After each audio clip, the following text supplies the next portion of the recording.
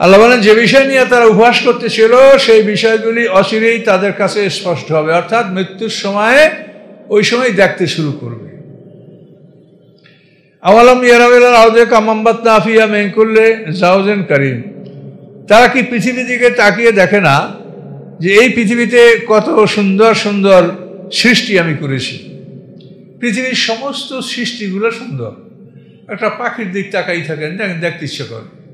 হ্যাঁ, এই যে কত সুন্দর ঘুঘু পাখি, তারপর আপনার মোরগ মুরগি হাঁস, তারপর একটা ছাগলের বাচ্চা, গরুর বাচ্চা, ভেড়ার বাচ্চা, কোনটা সুন্দর না? একটা কুকুরের বাচ্চাও সুন্দর লাগে দেখতে।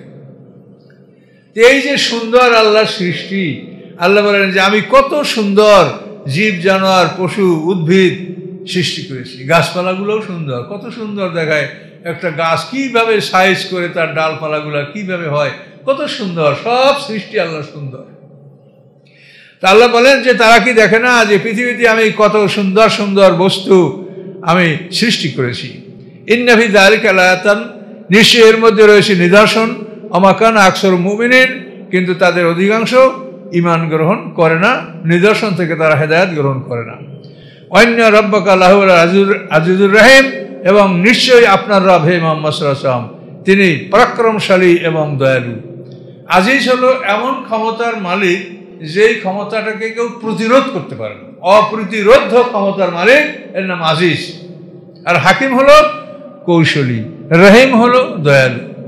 আল্লাহ তাআলা কিভাবে জালেমকে শাস্তি দিবেন এই ক্ষমতা রাখেন, এবং কিভাবে মুমিনকে তিনি মুক্তি দিবেন এই কৌশল তিনি জানেন। ওয়াজনাদা রাব্বুকা মূসা, স্মরণীয় ঘটনা, যখন আপনার রব মূসা আলাইহিস সালামকে ডাক দিলেন, আনিতাল কওমা যালিমিন, তুমি জালেম কওমদের কাছে চলে এসো। মূসা আলাইহিস সালাম 25 বছর বয়সে ফেরাউনের বাবুর্চি, কিপ্তি বাবুর্চিকে হত্যা করে, বাবুর্চির নাম ছিল ফাতুন, এই বাবুর্চিকে হত্যা করে মূসা আলাইহিস সালাম মিশর থেকে মাদায়ান পালিয়ে গিয়েছিলেন। মিশর থেকে মাদায়ানটা সম্পূর্ণ পূর্ব দিকে লোহিত সাগরের কোল ঘিসের তীরবর্তী এলাকা নিয়ে এরকম একটা লম্বা এলাকা মাদায়ান। আকাবুল সাগর থেকে ওদিকে আরম্ভ করে এদিকে অনেক লম্বা দূরে বিরাট একটা এলাকা মাদায়ান। তো এখানে মূসা আলাইহিস সালাম পালিয়ে আসছিলেন এবং শোয়েব নবীর বাড়িতে তার মেয়েকে বিয়া করে মূসা আলাইহিস সালাম এখানে 10 বছর বা তার চাইতে অধিক সময় তিনি পার করেছেন। তাফসীর কাকা লেখেন যে 10 বছর ছিল তার মহারানার জন্য খাটনি। এই মহারানার খাটনি খাটার পরেও মূসা আলাইহিস সালাম অনেকদিন শ্বশুর বাড়ি থেকেছেন, এইভাবে বলা আছে। তো যাই হোক, তিনি বড় একটা সময় ওখানে কাটিয়েছেন। এরপরে আল্লাহ বলেন যে মূসাকে তার রব ডাক দিয়া বলল যে তুমি জালেম কওমদের কাছে চলে আসো। তখন মূসা আলাইহিস সালাম মাদায়ান থেকে রওনা করলেন, সাথে স্ত্রী ছিল, অনেকগুলি বকরির পাল ছিল, স্ত্রী যখন গর্ভবতী ছিল। এমন সময় তুর পাহাড়ের কাছাকাছি অবস্থানে আসার পরে ঝড় বৃষ্টি শুরু হয়ে গেল। এমনভাবে স্ত্রী প্রচণ্ড শীতে কাঁপতে লাগলো, বকরিগুলি পালিয়ে গেল, পথ হারিয়ে গেল, যে কোন পথে যাবে এতে বিশ্বাসের পথও পাচ্ছে না। এমন সময় সেখানে তার ডান দিকে একটা গাছে আলো জ্বলতে দেখলো, দেখে মূসা আলাইহিস সালাম সেখানে স্ত্রীকে বললো যে কুসু, তুমি এখানে থামো, ইন্নী আনাস্তু নারা, আমি এখানে আগুন দেখতে পাচ্ছি, লাল্লি আতিকুম মিন কাবাসিন, আমি সেখান থেকে তোমার জন্য একটা জ্বলন্ত আগুনের টুকরা নিয়ে আসবো। আজিদু আলান নারে হুদা, অথবা ওখান থেকে আমি পথেরও নির্দেশ পাবো যে কোন দিকে মিশর, আমি সেটা জানতে পারবো। তো এইখানে মূসা আলাইহিস সালাম এই প্রতিমধ্যে তিনি নবুয়ত লাভ করেন, এবং এটা কোরআন শরীফে বহুবার আসছে। মূসা আলাইহিস সালামের নামটা কোরআন শরীফে 136 বার আসছে, 136 বার। তো এই জন্য মূসা আলাইহিস সালামের জীবন বৃত্তান্ত থেকে আমাদের অনেক শেখার আছে। তো এই জন্য আমরা মূসা আলাইহিস সালাম সম্পর্কে কোরআনে বারবার আমরা ইতিহাসটা পাবো। তো আল্লাহ তাআলা বলেন, আমি মূসা আলাইহিস সালামকে বললাম যে তুমি জালেম সম্প্রদায়ের কাছে চলে আসো। কোন জালেম? কারা? কওমা ফেরাউনা, ফেরাউনের সম্প্রদায়ের জালেম, এখানে তুমি চলে আসো। আলা ইয়াত্তাকুন, এবং তাদেরকে তুমি বলো যে তোমরা কি সতর্ক হবে না, সাবধান হবে না। তো এই ফেরাউন সম্প্রদায়ের কাছে মূসা আলাইহিস সালাম চলে আসলেন। তো নবুয়ত লাভ করার পরে তিনি মিশরে ফিরে আসলেন, আইসা মায়ের গৃহে, যেখানে তার মা বেঁচে ছিলেন, সে বাড়িতে আসলেন। আয়েশা বড় ভাই হারুন আসলামকে বললেন যে আল্লাহ তাআলা আপনাকেও নবুয়ত দান করেছে, আপনিও নবী আমার সহযোগী থাকবেন, আল্লাহ আমাদেরকে ফিরআউনের কাছে আল্লাহ আমাদেরকে যেতে বলছেন। তো আল্লাহ তাআলা যখন বললেন যে তুমি ওই জালেম জাতির কাছে যাও, কলা মুসা আলাইহিস সালাম বলেন রব্বি ইন্নী আখাফু আইয়ুকাযযিবুন, হে আমার রব আমি ভয় করছি যে ওরা আমাকে মিথ্যা সাব্যস্ত করবে, আমাকে সত্য বলে স্বীকৃতি দিবে না। ওয়াদিকু সাদরি, আর আমার অন্তরটা সংকীর্ণ হয়ে যাচ্ছে, যে আমার ভয় লাগছে যে আমি এত বড় শক্তি ফেরাউনের কাছে কেমন করে যাব। তো মুসা আলাইহিস সালাম বলেন আমার অন্তরটা সংকীর্ণ হয়ে যাচ্ছে, ওয়ালা ইয়ানতালিকু লিসানি, আর আমার জিহ্বাটাও ভালো চালু নয়। মানে বাল্যকালে আগুনে মুখ দিছিল মুসা আলাইহিস সালাম, এই জন্য মুখ পুরে তোতলা হয়ে গেছিল, কথাটা একটু মানে দ্রুত স্পষ্ট কথাটা বের হতো না। এই জন্য বলছে ওয়ালা ইয়ানতালিকু লিসানি, আমার জিহ্বাটাও ভালো চালু না। তো এই জন্য ফারসিল ইলা হারুন, আপনি হারুনের কাছে ওহী পাঠান, মানে হারুনকেও আদেশ দেন তাকে নবুয়ত দান করেন এবং সে আমার সাথী থাকবে। এইভাবে মুসা আলাইহিস সালাম আল্লাহর কাছে বললেন এবং আল্লাহ তাআলা তার দোয়া কবুল করলেন। আর আলহাম আলাইয়া যামবুন, এবং তাদের জন্য আমার উপরে একটা অপরাধ রয়েছে, আমার উপরে তাদের একটা অপরাধ রয়েছে, মানে আমার উপরে একটা অপরাধ মানে চাপা আছে, সেটা কি যে আমি কিপ্তিক হত্যা করছি। তো তাদের জন্য আমার উপরে একটা পাপ রয়েছে, আকাফু আয়াক্তুলুন, আমি ভয় করছি যে এই কারণে তারা আমাকে হত্যা করতে পারে। মুসা আলাইহিস সালাম বললেন, আল্লাহ জবাব দিয়েছেন ক্বালা কাল্লা, না কখনোই না, তোমাকে হত্যা করতে পারবে না। এখন দেখেন আল্লাহ যদি না থাকে তো যেই মুসা একটা মানুষ হত্যা করে এবং ফেরাউনের আপনজন হত্যা করিয়া সেই দেশে ফিরে আসে, আপনি মনে করেন আল্লাহ যদি না থাকে তো এই লোকটার বাঁচার কোনো ক্ষমতা আছে? যে ফেরাউন এত বড় শক্তির মালিক, শত শত বছর সে পৃথিবী মিশর শাসন করছে, সেইখানে একজন খুনি আসামি আইসা তার সামনে হাজির হওয়া, এটা কি মনে করছেন এটা আল্লাহ না হলে কি হয়? এই জন্য আল্লাহ বলেন যে মুসা তোমার জীবনের সমস্ত ঘটনাগুলি এগুলি এমন যেগুলি নিয়ে মানুষ চিন্তা করলে বুঝতে পারবে যে আল্লাহ আছে। আল্লাহ যদি নাই থাকে তাহলে মুসা একটা মানুষ খুন করে সে হত্যাকারী এবং এই হত্যার বিচারের মালিক যে তার সামনে সে হাজির হয়ে গেছে, এটা কি মনে করেন আপনি? আল্লাহ না হলে পারে? আল্লাহ কি বললেন? কাল্লা। কাল্লা মানে কি? কখনোই না।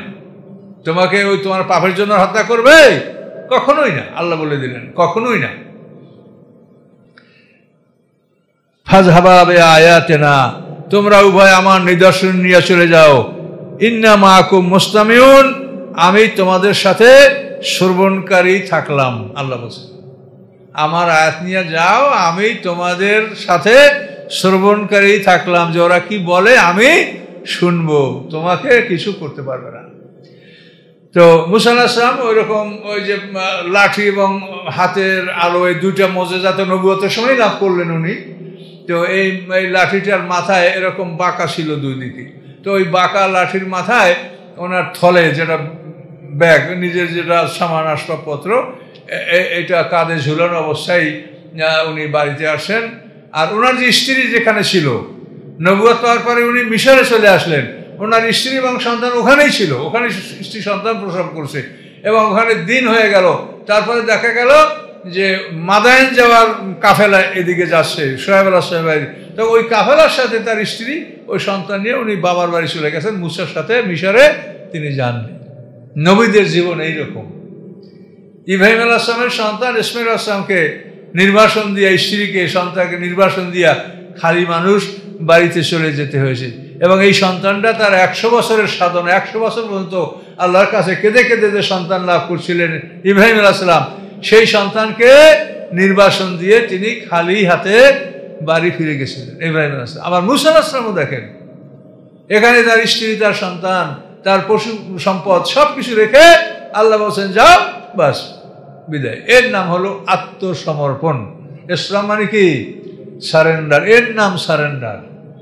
কিন্তু আমরা বর্তমান বিশ্বের আমরা আলেম, আপনারা অন্যরা সবাই নিজের দুনিয়ার দিক ঠিক রেখে যতটুকু পারি ততটুকু ইসলাম করি। কেউ চাই না যে আমি ইসলাম করব তাতে আমার দুনিয়ার ক্ষতি হোক, এটা না, দুনিয়া ঠিক রাখে তারপর আমরা সব ইসলাম করি। এই কারণে আল্লাহর রহমত থেকে আমরা বঞ্চিত, আমাদের প্রতি আল্লাহর রহমত নাই। তার কারণ আমরা তো দুনিয়ার যা গুছানো লাগবে তা তো আমরা দুনিয়ার মানুষের সাথে সম্পর্ক রাখেই গুছাচ্ছি, তা আল্লাহর সাহায্য লাগবে কিছু আমাদের। এই জন্য আল্লাহ বলছে তোমরাই তো পারো, তো করো। আর এরা পারে না। মুসা আসলাম খানি মানুষ, বাড়িতে এসে ঢুকছে, ভাইকে বলছে, তখন মুসা আসলাম মা বলে, বাবা ফেরাউন তোমাকে হত্যা করার জন্য খুঁজে বেড়াচ্ছে, তুমি যাইও না, তোমাকে মেরে ফেলবে। মুসার মা বললেন যে ফেরাউন তোমাকে হত্যা করার জন্য খুঁজে বেড়াচ্ছে, তালাশ করে বেড়াচ্ছে, তুমি যেও না, তোমাকে মেরে ফেলবে, তোমরা দুই ভাই যেও না। মায়ের এটা তো মানে মায়ের চিন্তা তো মায়ের। তো মুসা আসলাম মায়ের কথা শুনলেন না। আল্লাহ বলছে এখন মা এটা শোনা যাবে না আপনার কথা। এভাবেই গেলেন, যে ফেরাউনের দরবারে যাইয়া রাতের বেলায় গেছে, যাইয়া ওই পাহারাদার করে, এই পাহারাদার এই ফেরাউনকে ডাকো, বলে তোমার দরবারে রাসূল আসছে আল্লাহর পক্ষ থেকে। এখন পাহারাদার মনে মনে ভীত হয়ে গেছে, সেও যে একটা ধমক দেবে বা কিছু, মনে মনে ভীত হইয়া ফেরাউনকে ডেকে বলে যে কিছু বলতে পারি না, মনে হয় যেন একটা পাগল, সে বলে সে নাকি রাসূল, আপনার কাছে সে আসছে। এরপরে ফেরাউন সাথে সাথে দরজা খুলেছে কি খোলে নাই, তাফসীর কাকরা বলেন যে মুসা আলাইহিস সালাম ওখানে অবশিষ্ট রাত পর্যন্ত তার গেটের কাছে ছিল। পরে মুসা আলাইহিস সালাম যখন মানে বারবার আঘাত করেছে এবং দরজা খুলতে বলেছে, ফেরাউন মুসা আলাইহিস সালামের দরজা খুলেছে। এবং সামনে কি হয়েছিল দেখেন। তা আল্লাহ কি বললেন যে তোমরা যাও, আমি তোমাদের সাথে শ্রবণকারী হিসেবে থাকলাম, ওরা কি করে আমি শুনছি। ফাতিয়া ফেরাউনা, এবং তারা উভয় মুসা আলাইহিস সালাম হারুন আলাইহিস সালাম দু ভাই ফেরাউনের কাছে আসলো। ফাকুলা, তারা দুই ভাই বলল, ইন্না রাসূলু রাব্বিল আলামিন, আমরা দুই ভাই রব্বুল আলামিনের পক্ষ থেকে রাসূল, রব্বুল আলামিনের পক্ষ থেকে আমরা রাসূল। আন আরসিল মানা বনি ইসরাইল, আমাদের সাথে বনি ইসরাইলদেরকে মুক্ত করে দাও। তুমি বহুদিন ধরে বনি ইসরাইলদেরকে গোলাম বানিয়ে রেখেছো, তাদেরকে হত্যা করছো, তাদেরকে আমাদের সাথে মুক্ত করে দাও।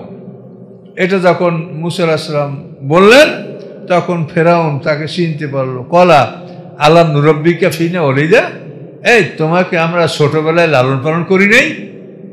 চিনে ফেলাইছি যে এই মুসারই তো আমি লালন পালন করছি, আমার বাবুর্চি হত্যা করে ফেলাই গেছে। এখন ফেরাউন বলে আলাম নুরাব্বিকা ফিনা ওয়ালিদা, এই তোমাকে আমি ছোটবেলায় লালন পালন করছি না? ও লাবেস্তা ফি নামে নমুরাকা ছিলেন, এবং তোমার বয়সের বিরাট একটা সময়, বহু বছর তুমি আমাদের মধ্যে কাটিয়েছো না? এটা ফেরাউন বলল। 25 বছর পর্যন্ত ফেরাউন পরিবারে ছিল, এবং ফেরাউনের সন্তান হিসেবে, ফেরাউনের কিন্তু একটা কন্যা সন্তান ছিল, তার পুত্র সন্তান ছিল না। এই জন্য মুসা আলাইহিস সালামকে সবাই বলতো ফেরাউনের পুত্র। রাজকীয়ভাবে মুসা আলাইহিস সালাম চলাফেরা করতো, ফেরাউনের যানবাহন ব্যবহার করতো, ফেরাউনের পোশাক ব্যবহার করতো, এভাবেই সে একটা সম্মান নিয়ে মিশরে বসবাস করতেছিল। আউযু বিল্লাহি মিনাশ শাইতানির রাজিম। ক্বালা আলাম নুরাব্বিকা ফিনা ওয়ালিদা ওয়া লাবিসতা ফিনা মিন উমরিকা সিনিন ওয়া ফাআলতা ফাআলাতাকা আল্লাতী ফাআলতা ওয়া আনতা মিনাল কাফিরিন। ফেরাউন মুসা আলাইহিস সালামকে বললেন, তোমাকে আমরা ছোটবেলা লালন পালন করি নাই? তোমার জীবনের বেশ কিছু সময় আমাদের জন্য তুমি কাটাও নাই, এবং এরপর তোমার যা কর্ম করা তা তুমি করেছো। মানে তুমি আমার এক বাবুর্চিকে হত্যা করেছিলে, কিপ্তিকে, ফাতুন বাবুর্চি, একে হত্যা করেছিলে। আনতা মিনাল কাফিরিন, এবং তুমি ছিলে কাফেরদের অন্তর্ভুক্ত। মুসা আলাইহিস সালাম কাফের আর ফেরাউন মোমেন। কথা বুঝতে পারছেন? মানে মানুষ তার নিজের মতের মানুষ না হইলেই তাকে মানুষ কাফের বলে গালি দেয়। এটার একটা শিক্ষা। আনতা মিনাল কাফিরিন, তুমি কাফেরদের অন্তর্ভুক্ত। তাহলে এখন এই কথাটা আমি কি বুঝবো, যে তাহলে কাফের যে খারাপ এটা ফেরাউন বুঝেছে, তাহলে মুসা আলাইহিস সালামকে কাফের বলবে কেন? কি বুঝতে পারছেন? কাফের জিনিসটা যে খারাপ এটা ফেরাউনও বুঝেছে, যার জন্য মুসা আলাইহিস সালাম কি বললো, তুমি কাফের। তাহলে কিন্তু দেখেন, এটা সবাই কিন্তু বোঝে যে আসলে কুফরি করা এটা কিন্তু ভালো না, এটা ফেরাউনও বুঝেছে। মুসা আলাইহিস সালাম বললেন, ক্বালা ফাআলতুহু ইযা ওয়া আনা মিনাদ দাল্লিন, আমি এই কাজগুলি এমন একটি সময় করেছি যখন আমি পথহারা ছিলাম, আমার উপরে নবুয়ত আসে নাই, ওহী আসে নাই, আমি তখন তো তোমার পুত্র ছিলাম বাহাদুর আমি তো ওই সময় আমার কাছে হেদায়েত নবুয়ত আসেনি। ফাফারাতু মিনকুম, অথবা তোমাদের থেকে আমি পালিয়ে গিয়েছি। লাম্মা খেপ্তুকুম, যখন আমি তোমাদেরকে ভয় পেয়েছি যে তোমরা আমাকে হত্যা করবে, আমি পালিয়ে গিয়েছি। মাদাইন পালিয়ে গিয়েছিলেন মুসা আসলাম। মিশর থেকে পালিয়ে 8 দিন চলার পরে তিনি মাদাইন শোয়েব আলাইহিস সালামের অঞ্চলে তিনি গিয়ে উপস্থিত হয়েছিলেন। ফাওয়াহাব আলী রব্বি হুকমান ওয়া জাআলানি মিনাল মুরসালিন, কাজী তোমাদের ভয় আমি তোমাদের পালিয়ে গেছিলাম, এখন আমাকে আমার রব হিকমত দান করেছেন, অর্থাৎ আসমানি কিতাব দান করেছেন। ও জাআলিন মিনাল মুরসালিন, এবং আমাকে তিনি রাসূলদের অন্তর্গত করেছেন, রাসূলদের অন্তর্ভুক্ত করেছেন। এটা মুসা আলাইহিস সালাম ফেরাউনকে বললেন। আরো বললেন অতিলকা নিয়ামতুন তামান্নাহু আলাইয়া, আর এই অনুগ্রহ, যে অনুগ্রহ তুমি আমার উপরে দেখাচ্ছ, যে তোমাকে আমি ছোটবেলা লালন পালন করেছি। আন আব্বাত্তা বানি ইসরাইল, এটা এই জন্য যে বনি ইসরাইলকে তুমি গোলাম বানিয়ে রেখেছো। এই বনি ইসরাইলকে গোলাম বানিয়ে রাখার কারণেই তো আমার মা আমাকে এবার ফেলে দিয়েছিল। তাহলে এটা হলো আমার উপরে যে অনুগ্রহ দেখাচ্ছ, এটার মূল কারণ কি, যে বনি ইসরাইলকে তুমি গোলাম বানিয়ে রেখেছিলে। তাই যদি না রাখতা, তাহলে আমার মা আমাকে ফেলে দিত না, আর তোমার অনুগ্রহ আমার প্রয়োজন হতো না। তো এই অনুগ্রহটা তুমি করেছো, এর অপরাধটা তো তোমার। এটা মুসা আলাইহিস সালাম মানে খুব কঠিন একটা জবাব দিয়েছেন। ক্বালা ফিরআউন ওয়া মা রাব্বুল আলামিন, এখন ফেরাউন বলে রব্বুল আলামিন কি? সারা পৃথিবীর পালনেওয়ালা রব্বুল আলামিন সে কি? মুসা আলাইহিস সালাম বলেন ক্বালা রব্বুস সামাওয়াতি ওয়াল আরদি ওয়া মা বাইনাহুমা, তিনি হচ্ছেন আকাশ পৃথিবীর রব এবং আকাশ পৃথিবীর মাঝে যা কিছু আছে তার রব। ইন কুনতুম মুকিনিন, যদি তোমরা দৃঢ় বিশ্বাস করো, তাহলে এই হচ্ছে রবের পরিচয়। ক্বালা লিমান হাওলা আলা তাসমাউন, তখন ফিরআউন তার আশপাশে যারা ছিল তাদেরকে বলল তোমরা শুনলে তো, তোমরা শুনলে কি বলছে? ক্বালা রব্বুকুম ওয়া রব্বু আবাইকুম আল আউয়ালিন, তখন মুসা আলাইহিস সালাম বলেন তোমাদের রব এবং তোমাদের পূর্ববর্তীদেরও রব। আমি যে রবের কথা বলছি সে তোমাদেরও রব এবং তোমাদের আগে যারা অতীত হয়েছে, পৃথিবী থেকে অতীত হয়েছে, তাদেরও রব। তখন ফিরআউন বলল ক্বালা ইন্না রাসূলাকুমুল্লাযী উরসিলা ইলাইকুম লা মাজনুন, নিশ্চয়ই তোমাদের রাসূলকে তোমাদের কাছে পাঠানো হয়েছে, সে মাজনুন, পাগল।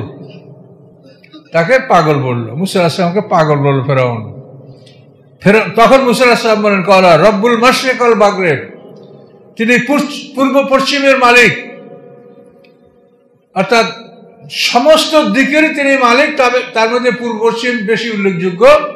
এই জন্য মুসা আলাইহিস সালাম বললেন রব্বুল মাশরিক ওয়াল মাগরিবে, তিনি পূর্ব পশ্চিমের মালিক, দিক। এই কথাটা কিন্তু কোরআনে বিভিন্নভাবে আসছে। রব্বুল মাশরিকাইন রব্বুল মাগরিবাইন, এখানে 2টা বলা হয়েছে। আর অন্য যা সূরা মুজাম্মিল রব্বুল মাশারিক ওয়াল মাগারিবে, এভাবেও বলা হয়েছে। তো এই কোরআনে 3 ভাবেই বলা হয়েছে।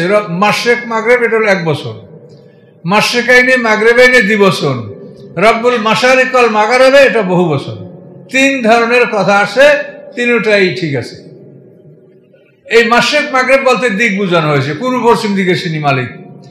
আর মাশরিকাইন আর মাগরিবাইন বলতে বোঝানো হয়েছে যে সূর্য 2 জায়গা থেকে উদয় হয়, 2টি জায়গায় অস্ত হয়, অর্থাৎ মানুষ যেটা দেখে সেই ভেবে আল্লাহ বলছেন। একদিকে সূর্য জাপান থেকে উদয় হয়, আমেরিকা দেখে সূর্য আটলান্টিক মহাসাগরে উদয় হয়। আবার এই আফ্রিকা মহাদেশের লোক, মরক্কোর লোকেরা দেখে সূর্য আটলান্টিক মহাসাগরে ডোবে, আর আমেরিকা দেখে সূর্য পশ্চিমে প্রশান্ত মহাসাগরে ডোবে। এটা মাশরিকাইন আর মাগরিবাইন হলো। আর মাশারিক ওয়াল মাগারিবের অর্থ হলো সূর্য প্রতিদিন নূতন একটা জায়গায় উদয় হয়, নূতন একটা জায়গায় অস্ত যায়, যার ফলে 365 জায়গা থেকেই সূর্য উদয় অস্ত যায় বছরে। এটা হলো মাশারিক ওয়াল মাগারিব। কোরআনের সব কথা সত্য, কোনো এর মধ্যে কোনো সংঘর্ষ নাই।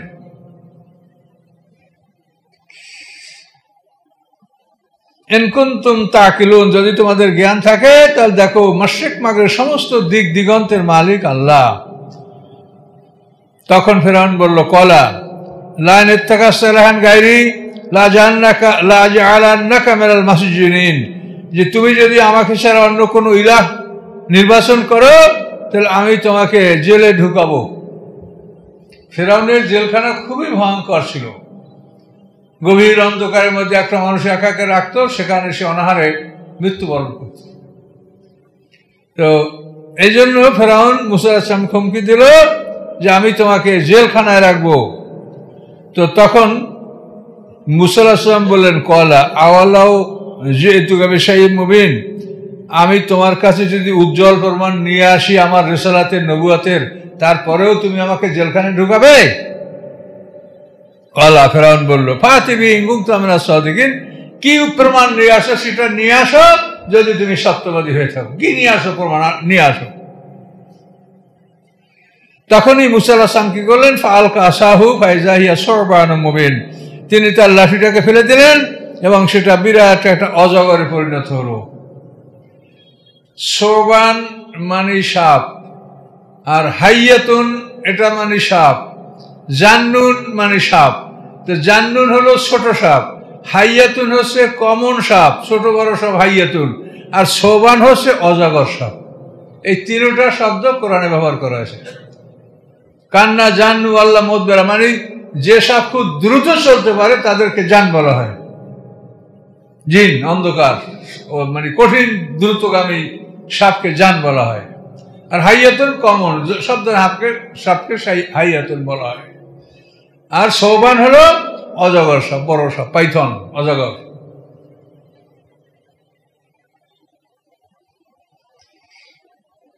আল্লাহ ভালো জানেন, আমাদের সুন্দরবনে যে অজগরগুলি আসে এগুলো আমার কাছে মনে হয় অ্যানাকন্ডা সাপের চেয়ে বড়। এগুলিতে অনায়াসে মানুষ তো গিলে ফেলতে পারে, তাদের কোনো কিছু চিন্তারই বিষয় না।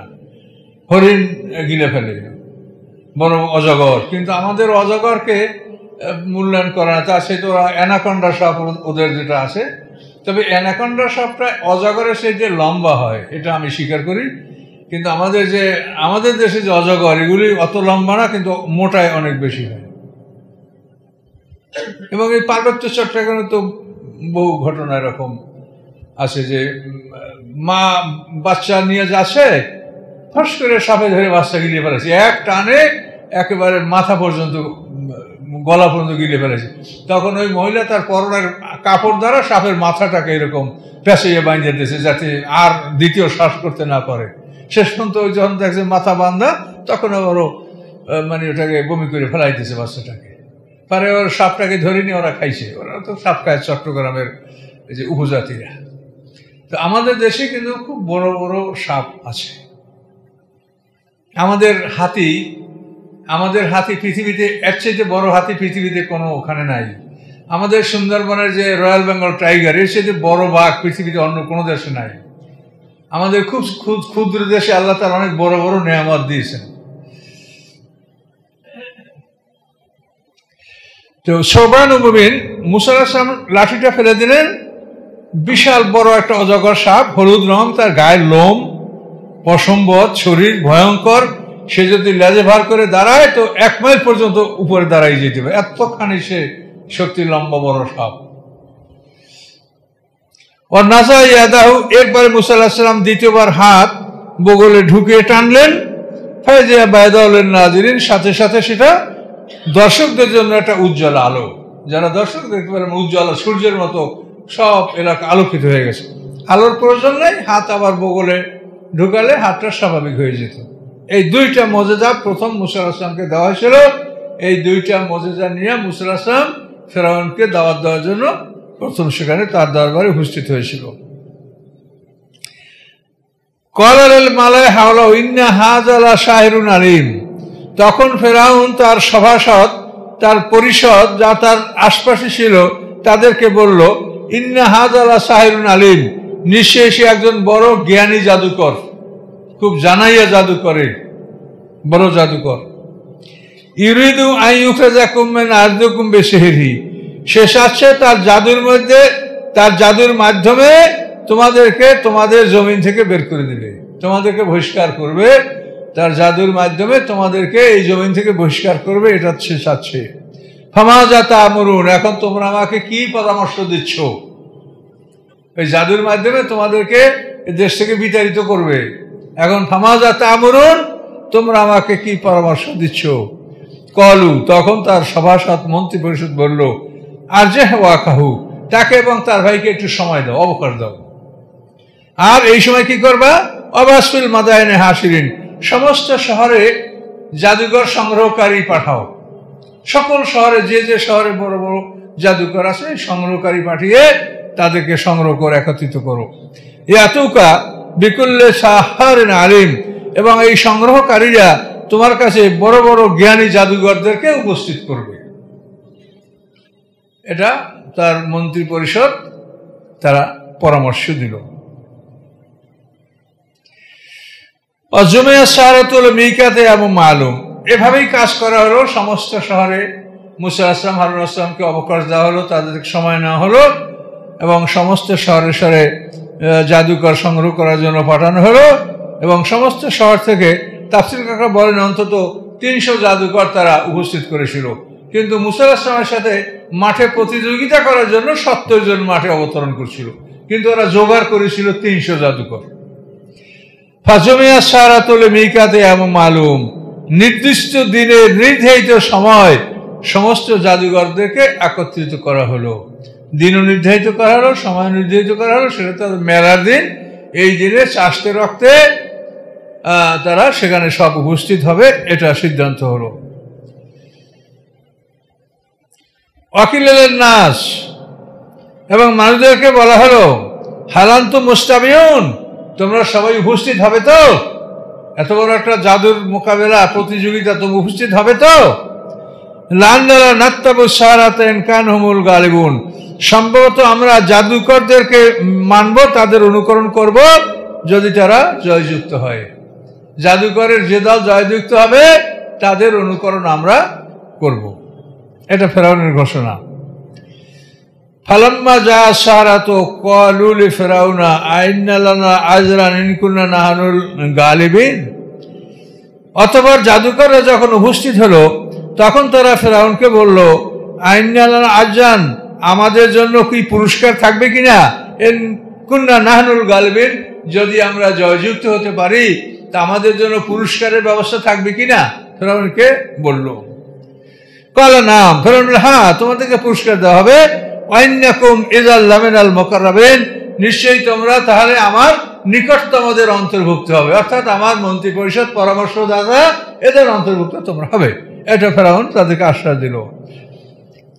এরপরে তারা মাঠে সমবেত হলো। ক্বালা লাহুম মূসা আলকু মা আনতুম মুলকুন, তখন মূসা আলাইহিস সালাম তাদেরকে বলল, তোমরা যা নিক্ষেপ করার নিক্ষেপ করো।